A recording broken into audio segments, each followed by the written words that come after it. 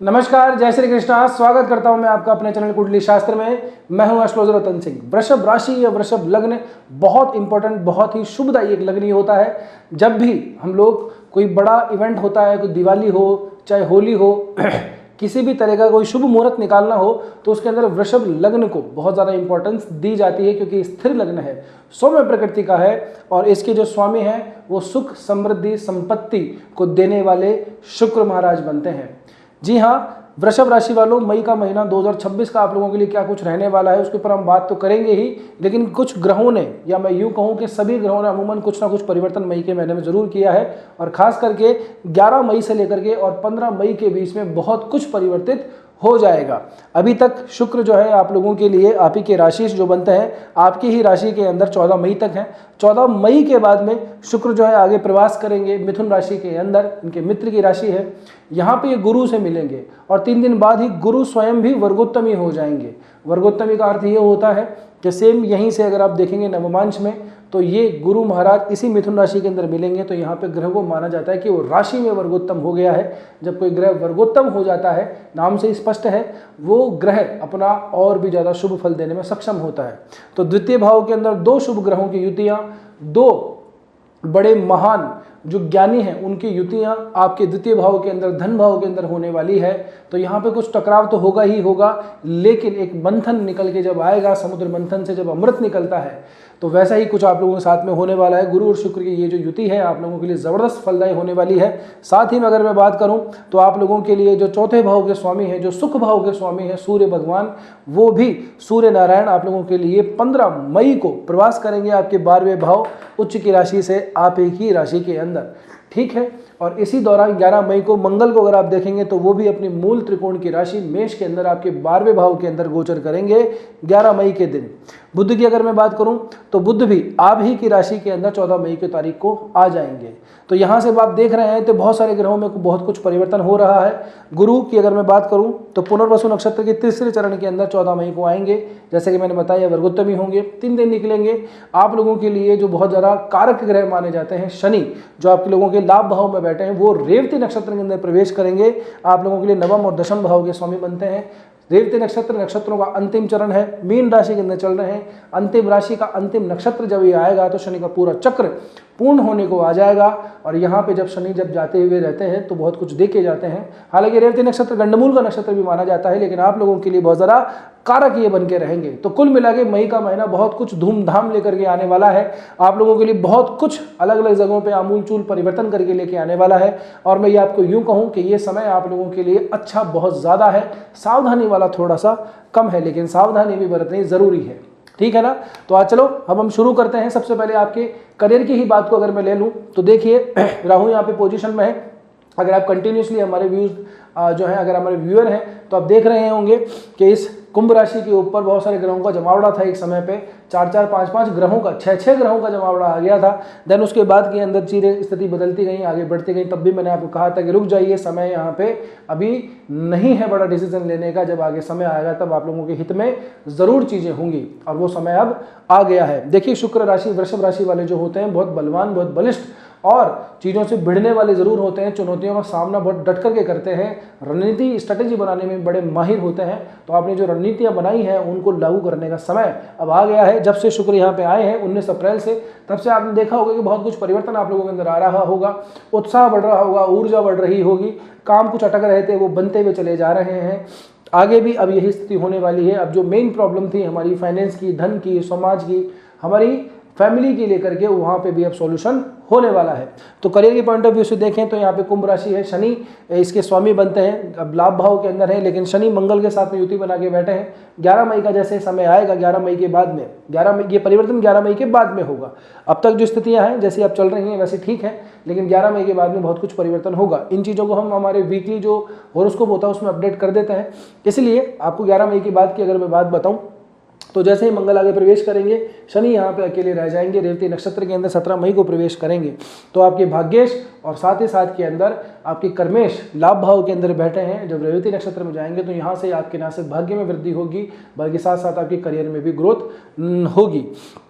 एक और बात मैं आप लोगों को कह दूं, अगर आपका ऐसा है कि आप इनकम जो भी आप जॉब करते हो साथ में अगर साइड इनकम आपकी चालू है, कुछ ना कुछ आप छोटा मोटा काम करते हैं, पार्ट टाइम में काम करते हैं, कैसे भी कहीं पे भी अपनी सर्विसेज प्रोवाइड करवाते हैं, तो ये समय आप लोगों के लिए और भी ज़्यादा ग्रोथ वाला रहेगा। 11 मई से जो पहले की अवस्था है उसके अंदर प्रॉफिट बनते बनते कहीं ना कहीं बीच बीच में बिगड़ता हुआ नजर आएगा, क्योंकि मंगल भी अपने अंतिम इस यात्रा के प्रवास में अंतिम चरण में है। जैसे मंगल यहाँ से आगे बढ़ेंगे तो ये जो शनि मंगल की युति है ये ब्रेक हो जाएगी और आप लोगों के लिए काफ़ी कुछ पॉजिटिव रिजल्ट लेकर के आएगी। मंगल की अगर मैं बात करूँ तो आप लोगों के लिए सप्तम भाव के 12वें भाव के स्वामी बनते हैं, कारक नहीं बनते हैं, लाभ भाव में बैठे हैं, तो आपको प्रॉफिट तो व्यापार और उनके खर्चों उनके व्ययों से ही संबंधित ये करा करके दे रहे होंगे, लेकिन फिर भी अभी शनि के साथ में इनकी युति इतनी ज़्यादा लाभदायी नहीं है। मंगल की जब आप लोगों के 12वें भाव में जब गोचर होगा तब इसका इम्पैक्ट जरूर पड़ेगा। ये इम्पैक्ट उन लोगों पे ज़्यादा पड़ेगा जिनकी मंगल से संबंधित महादशा, अंतरदशा, प्रत्यंतर दशा चल रही हो और अपने आप के खुद का आपका स्वयं का इंडिविजुअल जो आपका चार्ट है उसमें मंगल की स्थिति कहाँ पर है ये भी निर्भर करता है। अब आप चाहे लग्न से देख रहे हो, राशि से देख रहे हो, दोनों से ही देख सकते हैं। मैं हर वीडियो में बता चुका हूँ कि कैसे आप अपने इस जो गोचर हम लगाते हैं महीने का राशिफल या लग्न फल जो बनाते हैं उसका आप कैसे अपने ऊपर फलाएंगे, कैसे उसका रिजल्ट बनाएंगे, ठीक है ना। ये मैं हर वीडियो में बता चुका हूँ तो बार बार बताने की आवश्यकता नहीं है। तो स्पेशली 11 मई के बाद में स्थितियाँ आप लोगों के लिए बदलेंगी। अगर आपकी मंगल से संबंधित कोई दशांतर दशा चल रही है तो आपको यात्राएं करवा सकती हैं, आपको आकस्मिक व्यय करवा सकती हैं, ठीक है ना। और 15 मई के बाद में सूर्य का भी प्रवास हो जाएगा, तो अगर सूर्य से संबंधित अगर आपकी कुछ चल रही है, दशा है, अंतरदशा है, प्रत्यंतर दशा है, तो 11 से लेकर 15 के बीच में ये मंगल और सूर्य की यहाँ पे जो युति है 12वें भाव के अंदर बनेगी। तो ये स्थिति आप लोगों के लिए तुरंत निर्णय करके, वैसे ना रेडी टू मूव कि साहब हमारा बैग तैयार है, हम कहीं पे भी कभी उठ के जाने को तैयार हैं। तो आकस्मिक यात्राओं का ये समय आप लोगों का बनेगा। कहीं ना कह दिए कि आज चलो चलना है, वहाँ चलते हैं, चलो तो चलो, कोई मूड नहीं, कोई प्लान नहीं, अनप्लान्ड इस समय पे यात्राएं होंगी, तुरंत के अंदर यहाँ पे काम जरूर होगा। तो अगर कोई छोटी यात्राएं आपको करनी है अपने काम से संबंधित तो 11 से 15 के बीच में जरूर से इसका ध्यान रखिएगा। करियर की ग्रोथ की अगर मैं बात करूं तो आने वाला समय आप लोगों के लिए स्पेशली 17 मई के बाद में बहुत कुछ लाभदायी रहने वाला है। आगे बढ़ते हैं, अगर हम शुक्र की ही बात करें तो शुक्र अभी तो आप लोगों के लिए आपकी खुद की जो राशि है, आपका जो लग्न है उसमें गोचर कर रहे हैं। इसके बाद में शुक्र जो है वो युति बना लेंगे गुरु महाराज से। शुक्र और गुरु दोनों ही ज्ञान के भंडार हैं। एक का ज्ञान है वो आध्यात्मिक तरफ, धार्मिक तरफ लेके जाता है, दूसरा जो ज्ञान है वो सामाजिक या सांसारिक जो सुख समृद्धि है उसके प्रति आकर्षित व्यक्ति को करवाता है। तो ऐसा समय में द्वैधी भाव तो व्यक्ति में होता ही है। अगर यही युति आप लोगों के लग्न के अंदर बन रही होती तो बड़ा ही कंफ्यूजिंग समय होता है कि यार क्या धरा है इस दुनिया के अंदर। चलो ऐसा है कि सब कुछ त्याग लेते हैं या त्याग की भावनाएं आती हैं कि जैसा मिल रहा है वैसे संतुष्टि है, ठीक है, लेकिन कुछ देर बाद में अगले ही दिन ऐसा नजर आता है कि यार नहीं संसार में रहना है, गृहस्थी के अंदर रह रहे हैं, तो इस गृहस्थी के भरण पोषण के लिए जो सुविधाएं हमें चाहिए वो जरूर से हमें प्राप्त करनी चाहिए। यानी कि कहने का मतलब ऐसी स्थिति बन जाती है। लेकिन आपके द्वितीय भाव के अंदर है तो परिवार कुटुंब के अंदर आप लोगों के जरूर से कोई शुभ मंगल कार्य जरूर होगा। ये इसलिए भी ज़्यादा इंपॉर्टेंट है क्योंकि जो गुरु महाराज है वो आप लोगों के लिए लाभ भाव के स्वामी बनते हैं। साथ ही साथ में गुरु जो है वो 14 मई को पुनर्वसु नक्षत्र के तीसरे चरण में प्रवेश करेंगे। यहाँ पे गुरु जो है वो वर्गोत्तमी हो जाते हैं। जी हाँ, पुनर्वसु नक्षत्र के अंदर गुरु जो है वो वर्गोत्तमी हो जाते हैं। जैसे पुनर्वसु नक्षत्र का चौथा चरण आएगा ये कर्क राशि में प्रवेश कर जाएंगे और यहाँ पे गुरु उच्च अवस्था के अंदर आएंगे। तो वर्गोत्तमी गुरु और शुक्र इन दोनों की युति आप लोगों के परिवार में सुख समृद्धि लेके आएगी। आपका मान सम्मान आपके परिवार में बढ़ेगा। आपको बहुत ज़्यादा सोशल इस समय पे होना होगा। अगर आपके पास में ऐसा है कि आप थोड़े इंट्रोवर्ट नेचर के आदमी हैं, आपके अगर लगन में कहीं केतु वगैरह में बैठा हुआ है तो ऐसे व्यक्ति थोड़ा सा इंट्रोवर्ट होता है, हर कहीं पे खुलता नहीं है, अपनी बात कहीं कह नहीं पाता। तो अगर आप इंट्रोवर्ट हैं तो ये समय आप लोगों के लिए अपनी भावनाएं, अपनी जो पर्सनैलिटी है आप लोगों की उसको एक्सप्लोर करने का ये समय है। खास करके अपने जो आपका जो आसपास का समाज है, चाहे आपका कुलीग्स का हो, चाहे आपके परिवार कुटुंब का हो, चाहे आपके कुल परंपरा वाला हो, वहाँ पे आप लोगों को अगर अवसर मिलता है तो अपनी पर्सनैलिटी को एक्सप्लोर कीजिएगा। कुछ अच्छे लोग आपको ज़रूर मिलेंगे, उनके साथ में समय बिताइएगा। परिवार के अंदर भी कोई मांगलिक कार्य होने के हमें पूरी तरह से अनुमान या पूरी तरह से संभावनाएं यहाँ पे नजर आती है। एक और बात मैं आप लोगों के लिए बता दूं कि आप लोगों के जो धनेश है वो आप लोगों के लिए बुध बनते हैं। बुध भी यहाँ पे प्रवास करेंगे इसी तारीख के आसपास 15 मई को, क्षमा कीजिएगा 14 मई को। तो बुध का भी यहाँ पे प्रवास हो जाना, धनेश का लग्न के अंदर या राशि के अंदर प्रवास कर जाना शुभदायी ही माना जाएगा। साथ ही में बुध आपके देखेंगे तो पंचम भाव के स्वामी भी बनेंगे, तो इस भाव के स्वामियों के अधिपति जो हैं उनका भी जो गोचर है वो आपके लिए लाभप्रद ही होने वाला है। तो यहाँ पे आप लोगों को धन संपत्ति के अंदर भी वृद्धि अवश्य होगी, परिवार कुटुंब के अंदर उसका सपोर्ट भी मिलेगा। साथ ही साथ के अंदर आपकी खुद की जो फिक्स इनकम होती है ना, वेल्थ जिसको हम कहते हैं, देखिए वेल्थ, इनकम और इनकम की जो ग्रोथ है, ये तीनों अलग अलग चीज़ें होती हैं। तो जो वेल्थ है उसके अंदर हमको प्रोग्रेस होती हुई दिखाई देती है। अगर प्रॉपर्टी का कोई डिस्प्यूट यहाँ पे चल रहा है, आप लोगों के भाइयों बंधु बांधवों के अंदर अगर प्रॉपर्टी का डिस्प्यूट है तो वो भी यहाँ पे सॉर्ट आउट होता हुआ नजर आता है। अगर आपके गुरु और शुक्र से संबंधित कोई महादशा अंतरदशा या कुछ चल रहा है, इनकी ग्रहों की पोजीशन आपके चार्ट में फेवरेबल स्थान पर है, तो ये समझ के चलिएगा कि जो डिस्प्यूट है उसको सॉल्व होगा और वो सॉल्व आपके पक्ष में होगा। ठीक है ना। कंप्लीट डिटेल जानने के लिए इंडिविजुअली व्यक्तिगत आपकी अगर पत्रिका की मैं बात करूं तो उसके लिए जांचने के लिए खुद की चार्ट हमें देखना जरूरी होता है। बहरहाल अब बात करते हैं आप लोगों के लिए प्रेम भाव की, रोमांस की, ज्ञान की।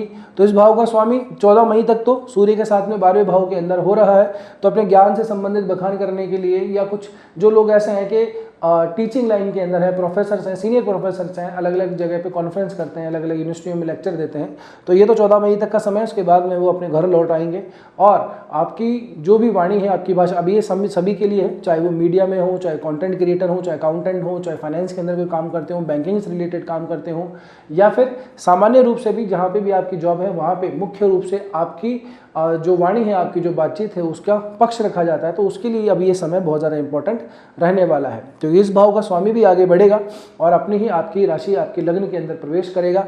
फिर यहाँ से अगर आप देखेंगे तो इन जिन भावों का स्वामित्व उसके पास में वो भी बहुत ज़्यादा कारक बनते हैं, क्योंकि त्रिकोण का स्वामित्व बुध को ही दिया हुआ है। तो बुध का ये जो गोचर है आपकी राशि के अंदर आकर के ये भी आप लोगों को लाभ ही देके जाएगा। आपकी जो कम्युनिकेशन स्किल है उस कम्युनिकेशन स्किल को समाज में वैलिडेशन जरूर से मिलेगा।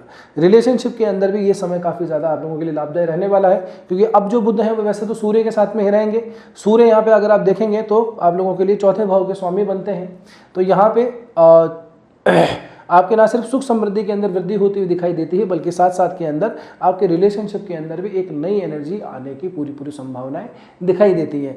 अस्त हो गया है बुध, इसकी चिंता मत कीजिएगा, अमूमन जो बुध है वो आधे समय तक अस्त ही पाया जाता है। आगे बात करें आप लोगों के लिए, तो मैं दाम्पत्य जीवन की अगर बात करूं तो यहाँ पे थोड़ी सी स्थिति आप लोगों को संभाल के रखनी होगी, क्योंकि मंगल जो है अपनी मूल त्रिकोण की राशि के अंदर जाएंगे 12वें भाव के अंदर, साथ ही में 8वीं दृष्टि से अपने ही इस भाव को देखेंगे। तो यहाँ से आपके दाम्पत्य जीवन के अंदर थोड़ा सा ऐसा है कि थोड़ी कश्मकश आ सकती है, थोड़ी हॉट टॉक हो सकती है, विवाद थोड़े से हो सकते हैं, तो अपनी भाषा पे थोड़ा सा नियंत्रण रखें, क्रोध पे थोड़ी स्पेशली नियंत्रण रखें, क्योंकि मंगल भी अपनी मूल त्रिकोण में राशि में जाएंगे तो आत्मसम्मान में वृद्धि करते हैं।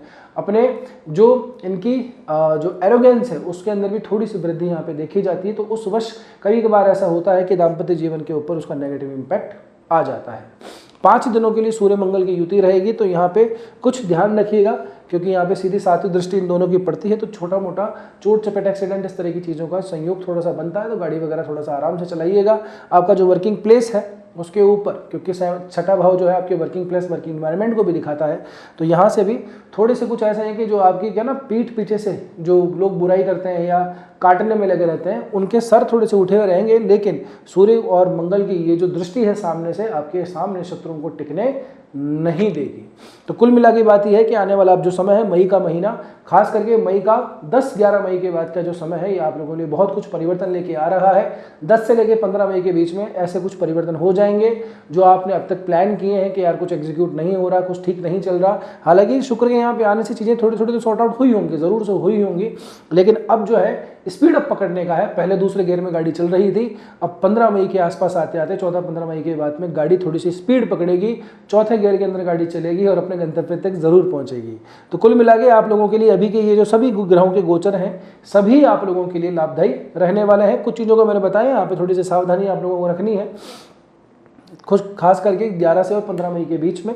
इसके बाद में जैसे गुरु वर्गोत्तमी होंगे, ये भी अपनी दृष्टि डालेंगे, मूल त्रिकोण की राशि है इनकी धनु राशि, इसके ऊपर आप लोगों के लिए 8वें भाव में पढ़ते हैं। तो ये कोई धार्मिक आपको काम करना हो, घर में कोई पूजा अनुष्ठान करने हो या करवाने हो, तो उसके लिए भी समय आप लोगों के लिए काफ़ी कुछ लाभदायी रहने वाला है। अब क्या है, निर्भर करता है कि आपकी मेन पत्रिका के अंदर ग्रहों की पोजीशन कहाँ है, कौन सा लग्न बन रहा है, किस ग्रह की अंतर्दशा है, किसकी महादशा, प्रतिनिधि दशा किसकी है, कैसे ग्रहों की मैट्रिक्स बनी हुई है, उसके अनुसार ही आप लोगों को ये गोचर फल आना चाहिए। मैं हमेशा वीडियो में बताता हूँ, फिर से बता रहा हूँ, ठीक है ना। तो आप जानते ही हैं, जो नए हैं उनके लिए मैं ये बात कही है। बहरहाल, तो ये जो मई का महीना है, मई का स्पेशली एंडिंग जो है 10-11 मई के बाद में, ये बहुत कुछ परिवर्तन लेके आ रहा है और शुभ परिवर्तन लेके आ रहा है।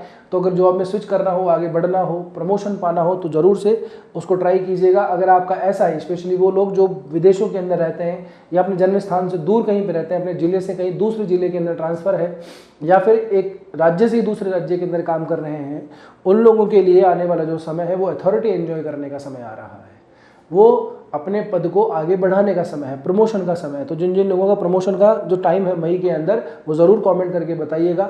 जो लोग फॉरेन वगैरह में रहते हैं उनको चिंताएं ज़रूर रहेंगी, भागा दौड़ी लगी रहेगी, एक जगह पैर नहीं टिकेगा, कभी इधर कभी उधर, ज़रूर चलता रहेगा। लेकिन ये अंततोगत्वा आपके हित में ही रहने वाला है। थोड़ी टेंशन रहेगी, एनर्जी रहेगी, सर में थोड़ा सा हो सकता है कि आप लोगों को थोड़ा सा दर्द सा रहने लगे, नींद पूरी ना हो, इस तरह की स्थितियाँ आप लोगों की बन सकती हैं, है ना। नींद की अवधि थोड़ी सी कम हो सकती है। अगर आप 6-7 घंटे नॉर्मल सोते हैं तो हो सकता है 1-2 घंटे इसमें कटौती हो जाए, लेकिन और नींद भी प्रॉपर तरीके से ना आए, बेचैनी सी शरीर में बनी रहे, है ना, तो प्रॉपर आराम ऐसा ना मिले, ऐसी अवस्था बिल्कुल हो सकती है। क्योंकि ये जो युति है 12वें भाव के अंदर, ये आपकी यही दर्शाती है। तो ऐसी कोई व्यवस्था है, ऐसी कोई प्रॉब्लम हो रही है, या कोई भी आपको अगर कुछ समस्या है उसका ज्योतिष समाधान जानना चाहते हैं, तो आप जो नीचे कॉन्टैक्ट इन्फॉर्मेशन दी है उस पर संपर्क कर सकते हैं। अगर हमसे आप कंसल्ट करवाना चाहते हैं तो हमारी फीस भी बहुत जेन्युइन रहती है। बहरहाल, तो वृषभ राशि वालों के लिए ये रहा मई का महीना। और वैसे वीक टू वीक हम बात करते ही हैं, आने वाले समय के अंदर आप क्या जानना चाहते हैं पूरे 2026 का, 27 का, 28 का, स्पेशल किसी ग्रह के ऊपर अगर आप कोई परिवर्तन जानना चाहते हैं तो ज़रूर से कमेंट करके लिखिएगा। उसके हम डिटेल में वीडियो बनाएंगे, पर्टिकुलर एक ग्रह के ऊपर। 1-2 साल का हम सीरीज़ प्लान कर रहे हैं कि जन्म से लेकर मरण तक कुछ आप लोगों के लिए ऐसा फ्रूटफुल हो, जो अगर आप 5 साल बाद भी देखें, 10 साल बाद भी देखें, तो आपको बहुत ज़्यादा लाभ उससे प्राप्त हो जाए। कोई उपाय की मैं बात आपको आज नहीं करूंगा, क्योंकि विशेष समस्याओं के लिए विशेष उपाय होते हैं। एक जनरल कोई उपाय बता दिया जाए सभी करें तो ठीक नहीं है। आपका चार्ट इंपॉर्टेंट है, वो बताता है कि आपको क्या कुछ करना चाहिए, किस भगवान की आराधना, किस मंत्र का जाप, कौन सा अनुष्ठान करने चाहिए, किस ग्रहों की पीड़ा आ रही है उसको शांत करना चाहिए, किस ग्रह का आपको बल प्राप्त है उस ग्रह को और बली बनाना चाहिए। ये इंडिविजुअल चार्ट देख करके ही किया जा सकता है। बाकी सामान्य सी बात है जो आप सभी लोग करते हैं, धर्म कर्म करते रहिए और जितना आपकी क्षमता है उतना दान पुण्य करते रहिए और परोपकार की भावना से कीजिए। कुछ भी नहीं, बस किया और भूल गए, अगर ये भावना रखते हैं तो बहुत कुछ आप लोगों को लाभ मिल जाता है। ठीक है, अब आपसे एक रिक्वेस्ट है, यहाँ तक पहुँचे तो वीडियो ठीक ही लगा होगा, वीडियो ठीक लगा है तो लाइक भी आपने कर दिया होगा, बस देख के चले जाते हो, सब्सक्राइब नहीं करते हो, तो विनती है मेरी, चैनल को सब्सक्राइब जरूर से कीजिएगा। लाइक का बटन जैसे दबाएंगे हाइप का ऑप्शन आएगा, कृपया करके वीडियो को हाइप जरूर से दे दीजिएगा। बस आज की वीडियो में इतना ही, मिलते हैं अगले वीडियो में। तब तक के लिए स्वस्थ रहिए, मस्त रहिए, अपना और अपनों का ध्यान रखिए। जय श्री कृष्णा, जय श्री राम, हर हर महादेव, जय गौरी शंकर।